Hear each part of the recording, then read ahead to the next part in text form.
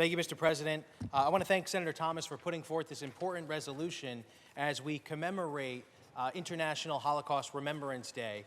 And I'm truly honored and humbled to have with us in the chamber not only the director of the Holocaust Museum and Center for Education and Tolerance in Rockland County, Andrea Wingard, who's with us here today, but also we have a true American hero and someone that I've gotten to know over the years, and that's Alan Moskin.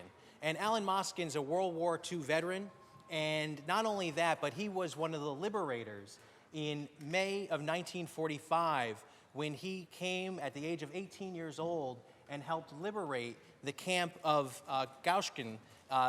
And his work is just to be commemorated, and it doesn't end there. Since that time, Alan has spent his time dedicated to educating people about his experience, about that time and the atrocities that he saw personally. He has now spoken to over 100,000 middle school students across the country. So I am just so humbled and honored to be able to call him my friend. He is always there at every event in the community, and one of those people that you see and you know, hey, you never know how your example is going to impact someone.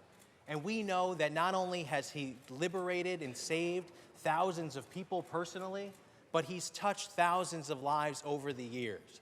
And that's why it's so important that we commemorate this day here in the Senate chamber, and in a time where we see a rise in anti-Semitic attacks, we see a rise in hatred across this state and across this nation.